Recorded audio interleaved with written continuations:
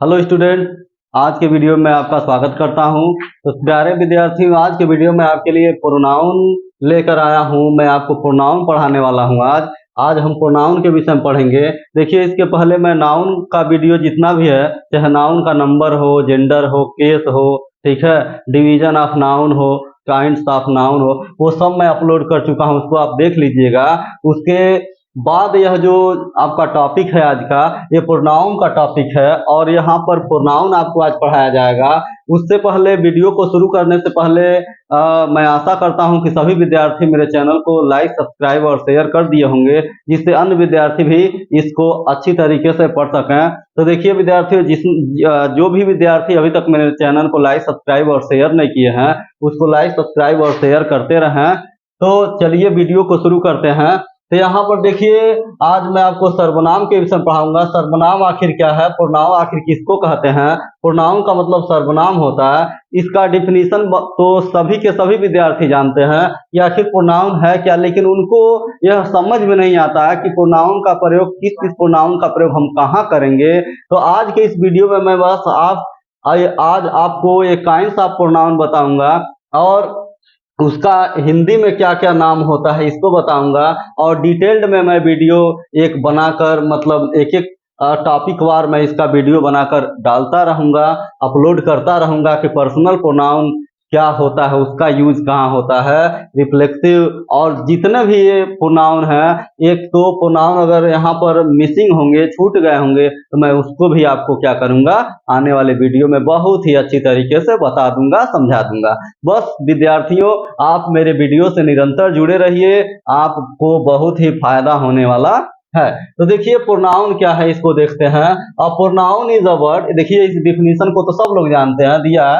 A pronoun is a word which is used in place of a noun. A pronoun is a word which is used in a place of noun. तो देखिए pronoun एक ऐसा शब्द है जो संज्ञा के स्थान पर प्रयोग किया जाता है। यानी प्रोनाउन यानी सर्वनाम एक ऐसा शब्द है जो संज्ञा के स्थान पर प्रयोग किया जाता है। अब देखिए, संज्ञा के स्थान पर जो शब्द हम प्रयोग करते हैं उसको हम क्या कहते हैं, उसको प्रोनाउन कहते हैं। तो देखिए, अब इसका मैं एग्जाम्पल बता दूं आपको। तो एग्जाम्पल में यहाँ पर मैं इसका डिफिनीशन, मतलब आप इसका एक स्क्रीनशॉट ले लीजिए, क्योंकि मैं अब मिटाने जा रहा हूँ। स्क्रीनशॉट ले लेंगे तो आप पढ़ते रहेंगे बाद में भी।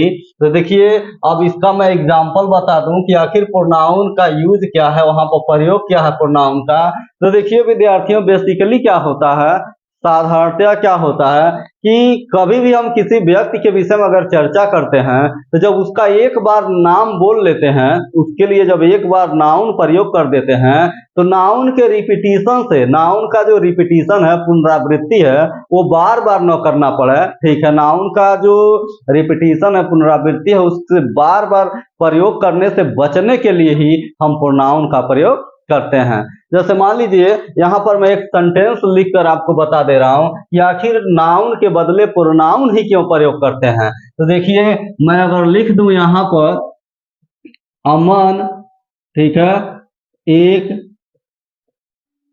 लड़का है, अमन एक लड़का है, अमन अच्छा है, अमन एक लड़का है, अमन अच्छा है। तो अब देखिए, यहाँ पर बार बार आप क्या देख रहे हैं कि मैं अमन का नाम क्या कर रहा हूँ, बार बार दोहरा रहा हूँ, जो कि अच्छा नहीं है। रूल ये होता है कि जब किसी व्यक्ति के विषय में आपको बस उसका नाम कितनी बार लेना है, एक बार। जब आगे उसके विषय में कुछ कहेंगे, उसके विषय में कुछ डिस्क्राइब करेंगे, तो आपको बस उसके लिए एक प्रोनाउन यूज करना होगा। तो देखिए, यहाँ पर अमन के बदले फिर से अमन को ही लिख दिया गया है, जो कि क्या है, गलत है। तो इसी गलती को करने से बचने के लिए आपको क्या करना पड़ता है, यहाँ पर प्रोनाउन का प्रयोग करना पड़ता है। तो जो जैसा मतलब होता है उसके लिए उस तरह का प्रोनाउन का हम प्रयोग करते हैं। तो देखिए, अमन को फिर से दोहराने से बचने के लिए हम क्या कर दिए, वह लिख दिए। तो अमन यहाँ पर आपका क्या था, नाउन था। यहाँ पर ये वह क्या हो गया है आपका, प्रोनाउन हो गया। तो विद्यार्थियों, इसी पुनरावृत्ति से बचने के लिए कि बार बार किसी व्यक्ति का नाम हमको बार बार दोहराने की आवश्यकता न हो, जरूरत न पड़े, इसलिए उसके लिए बना दिया गया क्या, प्रोनाउन, जिसका हम क्या करते हैं, प्रयोग करके आसानी से उस व्यक्ति के विषय में कितना हूं ज्यादा उसके विषय में डिस्क्राइब कर सकते हैं। तो देखिए यहाँ पर जब इसको हम मतलब ट्रांसलेट करेंगे तो देखिए क्या हो जाएगा, Aman is a boy, Aman is a boy हो गया। ठीक, अब अमन यहाँ पे आपका नाउन हो गया और अमन के लिए यहाँ पर जो प्रोनाउन मैं यूज किया हुआ है, यहाँ पर वह के लिए क्या हो गया, ही हो गया। यहाँ पर अमन के लिए जिस शब्द का यहाँ प्रयोग किया गया है ही, वही तो प्रोनाउन है। तो अमन यहाँ पे आपका नाउन था, संज्ञा था, तो अमन के बदले हम यहाँ पर ही प्रयोग कर दिए, तो ही उसके लिए क्या है, प्रोनाउन है। तो नाउन का पुनरावृत्ति करने से, बार बार उसकी जो पुनरावृत्ति होती है उसको करने से बचने के लिए ही हम प्रोनाउन का प्रयोग करते हैं। तो देखिए हो गया ही इज, बचा क्या, गुड। तो देखिए विद्यार्थियों, यहाँ पर अमन के लिए ही यूज किया गया और ही क्या है, अमन के बदले एक यूज किया गया प्रोनाउन है। तो आशा करता हूं आपको यह बात अच्छी तरीके से समझ में आ रही होगी। अब देखिए काइंड्स ऑफ प्रोनाउन की तरफ हम चलते हैं। तो काइंड्स ऑफ प्रोनाउन क्या क्या है, इसका हिंदी में क्या मतलब है, उसको आप देख लीजिए। इसके लिए मैं डिटेल में वीडियो आपको एक एक प्रोनाउन को मैं बहुत ही अच्छी तरीके से आने वाले वीडियो में मैं आपको समझा दूंगा, उसका यूज बता दूंगा, उसका एग्जाम्पल मैं बता दूंगा, जिससे एक भी प्रकार का कोई भी शिकवा, शिकायत और कंफ्यूजन आपके दिमाग में नहीं रह जाएगा। बस मेरे वीडियो से आप निरंतर क्या करिए, जुड़े रहिए और आपका जो ग्रामर का, जो पार्ट्स ऑफ स्पीच का, पैसिव वॉइस नरेशन, किसी भी टॉपिक का जो भी आपके दिमाग में कंफ्यूजन है, जो भी ग्रामर का डर है आपके दिमाग में, वो सब डर मैं क्या करूंगा, आपको वो डर निकाल दूंगा। आपके दिमाग में किसी प्रकार का कोई डर नहीं होगा। तो देखिए व्याकरण से अगर डर, व्याकरण का डर अगर दिमाग से आपको निकालना है तो आपको निरंतर मेरे वीडियो से जुड़े रहना होगा। तो देखिए काइंड्स ऑफ प्रोनाउन जो है, इसमें इक्का दुक्का जो होगा अगर मिसिंग कोई, तो मैं इसको भी बता दूंगा। लेकिन देखिए यहाँ पर मैं 10 काइंड्स ऑफ प्रोनाउन लिखा हूँ, उसका क्या क्या मतलब उसको मैं बता दूं।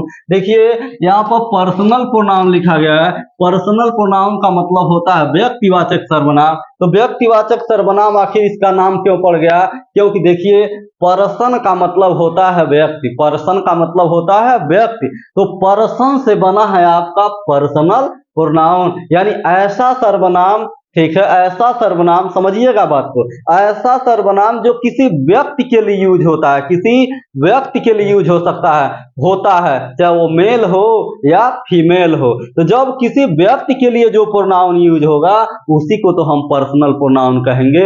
और पर्सनल प्रोनाउन का मैं एक वीडियो बहुत ही अच्छी तरीके से बनाकर डाल दूंगा, आप क्या कीजिएगा, देख लीजिएगा। तो ये पर्सनल प्रोनाउन को हिंदी में हम व्यक्तिवाचक सर्वनाम इसलिए कहते हैं क्योंकि ऐसे सर्वनाम किसी न किसी पर्सन के लिए प्रयोग किए जाते हैं। अब देखिए दूसरा है रिफ्लेक्सिव प्रोनाउन। रिफ्लेक्सिव प्रोनाउन का मतलब होता है निजवाचक सर्वनाम। और निजवाचक सर्वनाम जितने भी आप देखते हैं सेल्फ वाले शब्द हैं, माई सेल्फ, योर सेल्फ, जो भी है वो जिसमें सेल्फ लगता है या सेल्फ से लगता है, ये सब के सब निजवाचक सर्वनाम होते हैं। और सेल्फ या सेल्फ लगने वाले जो शब्द हैं वो एम्फैटिक प्रोनाउन भी होते हैं, लेकिन इन दोनों में बहुत ही ज्यादा अंतर है। उसको मैं जब वीडियो में इसके लिए अलग सेपरेट वीडियो बनाऊंगा तो मैं इसको अच्छी तरीके से बता दूंगा कि एम्फैटिक प्रोनाउन क्या है और रिफ्लेक्सिव प्रोनाउन क्या है। लेकिन इन दोनों में ही आप देखेंगे लास्ट में क्या लगेगा, सेल्फ लगेगा या सेल्फ्स लगेगा।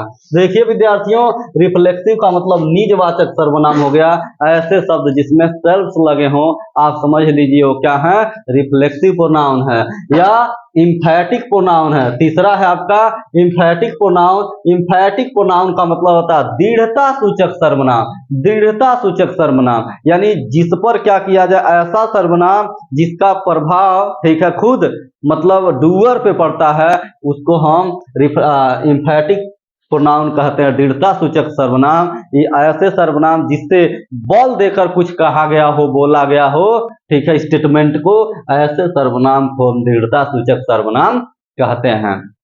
तो देखिए विद्यार्थियों, दृढ़ता सूचक सर्वनाम हो गया। उसके बाद इधर आगे बढ़ते हैं। चौथा सर्वनाम जो है आपका प्रोनाउन, वह इंडिफिनिट प्रोनाउन है। इंडिफिनिट आप टेंस पढ़े होंगे। इंडिफिनिट का मतलब होता है अनिश्चित, ठीक है, इसलिए इसका नाम हो गया अनिश्चयवाचक सर्वनाम। यानी ऐसे सर्वनाम जिनसे किसी अनिश्चित वस्तु का बोध होता है, ठीक है, ऐसे अनिश्चित वस्तु का, व्यक्ति का बोध होता है, ऐसे सर्वनाम को हम अनिश्चयवाचक सर्वनाम कहते हैं।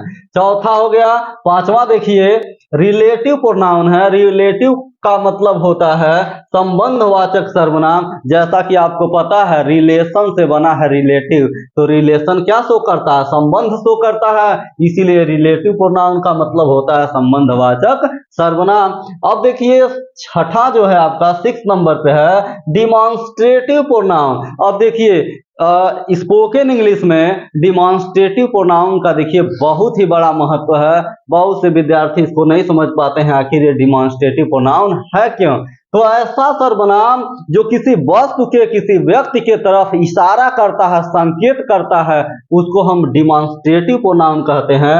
हिंदी में उसको हम संकेतवाचक सर्वनाम कहते हैं। तो संकेत से बन गया क्या? संकेतवाचक सर्वनाम। यानी ऐसा सर्वनाम जो संकेत करने का काम करता है, किसी व्यक्ति या वस्तु की तरफ इशारा करने का काम करता है, ऐसे सर्वनाम को हम संकेतवाचक सर्वनाम कहते हैं।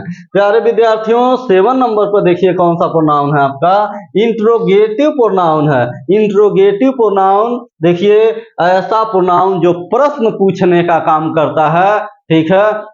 जितने भी प्रश्नवाचक शब्द हैं वो सब के सब क्या हैं? इंट्रोगेटिव प्रोनाउन है। उसी में कुछ कुछ प्रश्नवाचक ऐसे शब्द भी हैं, ऐसे प्रश्नवाचक शब्द भी हैं जो इंट्रोगेटिव प्रोनाउन न होकर केवल क्या है? रिलेटिव प्रोनाउन है। तो सब आपका मैं कंफ्यूजन दूर कर दूंगा, ठीक है। लेकिन मैं इसके लिए जब सेपरेट वीडियो बनाऊंगा तो उसमें आपका कंफ्यूजन पूरी तरीके से दूर कर दूंगा कि कौन रिलेटिव प्रोनाउन है और कौन से प्रश्नवाचक शब्द जो हैं इंट्रोगेटिव प्रोनाउन है। तो देखिए आगे बढ़ते हैं। तो इंट्रोगेटिव प्रोनाउन का मतलब हो गया प्रश्नवाचक सर्वनाम। ऐसे सर्वनाम जो प्रश्न पूछने का काम करते हैं, प्रश्न पूछने का। जैसे कहें हु आर यू, तुम कौन हो, तो यहाँ पर हु आपका क्या है? रिलेटिव प्रोनाउन है। लेकिन इंट्रोगेटिव प्रोनाउन है, लेकिन जब वही हु जो के अर्थ में यूज हुआ हो और दो सेंटेंस को कनेक्ट कर रहा हो, जोड़ रहा हो, तो वहां पर वो रिलेटिव प्रोनाउन हो जाता है, ठीक है। तो देखिए यहाँ पर इंट्रोगेटिव प्रोनाउन का मतलब प्रश्नवाचक सर्वनाम। अब देखिए डिस्ट्रीब्यूटिव प्रोनाउन है, 8वें नंबर पे है डिस्ट्रीब्यूटिव प्रोनाउन। डिस्ट्रीब्यूट का मतलब होता है बांट देना, ठीक है, विभाजन कर देना। यानी ऐसे सर्वनाम जो किसी न किसी वस्तु को क्या करते हैं? विभाजित कर देते हैं, डिस्ट्रीब्यूशन करने का काम करते हैं, डिस्ट्रीब्यूट कर देते हैं, बांट देते हैं। इसीलिए ऐसे सर्वनाम को हम हिंदी में विभाग सूचक सर्वनाम कहते हैं। तो डिस्ट्रीब्यूटिव प्रोनाउन का मतलब होता है विभाग सूचक सर्वनाम। बस इस वीडियो में आप देख लीजिए कि कौन कौन से सर्वनाम है, उसका क्या मतलब है। इसका मैं प्रयोग आपको आने वाले वीडियो में अच्छी तरीके से समझा दूंगा। अब देखिए पहले इसको आप रट लीजिए, ये 10 काइंड्स ऑफ जो प्रोनाउन है इसका क्या हिंदी होगा। उसके बाद मैं डिटेल्ड में वीडियो सभी प्रोनाउन के लिए मैं लाता रहूंगा। तो देखिए उसके बाद डिस्ट्रीब्यूटिव प्रोनाउन के बाद है आपका 9वें पे है पोसेसिव प्रोनाउन। 9वें पे क्या है? पोसेसिव प्रोनाउन है। पोसेसिव प्रोनाउन का मतलब होता है अधिकार सूचक सर्वनाम। अब देखिए विद्यार्थियों ये पोसेशन से बना है। पोसेसिव क्या किससे बना? पोसेशन। तो पोसेशन का मतलब अधिकार होता है। ऐसा शब्द जो पोसेशन दिखाता है, जो राइट दिखाता है, ठीक है। तो जो शब्द, जो प्रोनाउन क्या दिखाता है? अधिकार दिखाता है। ऐसे प्रोनाउन को हम क्या कहते हैं? अधिकार सूचक सर्वनाम कहते हैं। जैसे मान लीजिए अधिकार सूचक प्रोनाउन में क्या हो गया? माई हो गया, योर हो गया, ये सभी शब्द जो हैं अधिकार सूचक सर्वनाम है। डिस्ट्रीब्यूटिव पोसेसिव प्रोनाउन हैं। अधिकार सूचक सर्वनाम ऐसे सर्वनाम होते हैं जहां पर किसी व्यक्ति का, किसी वस्तु का जिस पे कुछ अधिकार होता है, वहां पे हम क्या किसका प्रयोग करते हैं? पोसेसिव प्रोनाउन का प्रयोग करते हैं। अब देखिए 10वें पे है आपका रेसिप्रोकल प्रोनाउन। रेसिप्रोकल प्रोनाउन का मतलब होता है परस्परवाचक सर्वनाम। रेसिप्रोकल प्रोनाउन का मतलब परस्परवाचक सर्वनाम होता है। अब देखिए विद्यार्थियों, परस्परवाचक सर्वनाम क्या है? तो इंग्लिश में परस्परवाचक सर्वनाम दो ही है, ईच अदर और वन एंड अदर। ये दो ही सर्वनाम है जिसको हम परस्परवाचक सर्वनाम कहते हैं। इसके लिए मैं वीडियो बना के लाऊंगा, आप थोड़ा भी घबराइएगा नहीं। और अगर देखिए, अगर 11वें नंबर पे मैं लिख दूं, 11वें नंबर पे कौन सा प्रोनाउन है 11वें नंबर पर, तो यहाँ पर रेसिप्रोकल प्रोनाउन के बाद चलिए इसको मैं अगले वीडियो में बता दूंगा कि 11वें नंबर पे आपका कौन सा प्रोनाउन है। ठीक है, तो ये सब के सब हो गए प्रोनाउन के काइंड्स ऑफ प्रोनाउन। मैंने इसको बता दिया, इसका हिंदी भी बता दिया, ठीक है, कि किस प्रोनाउन को हम क्या कहेंगे। तो प्यारे विद्यार्थियों, आशा करता हूं कि ये सभी बातें आपको अच्छी तरीके से समझ में आई होंगी। आज के वीडियो में बस इतना ही। सभी टॉपिक पे मैं डिटेल्ड वीडियो बनाकर डालता रहूंगा, उसको आप मेरे आने वाले वीडियो में आप निरंतर देखते रहिए और इससे लाभ उठाते रहिए। तो चलिए आज के वीडियो में इतना ही। आज का दिन शुभ हो आपके लिए। चलिए ठीक है।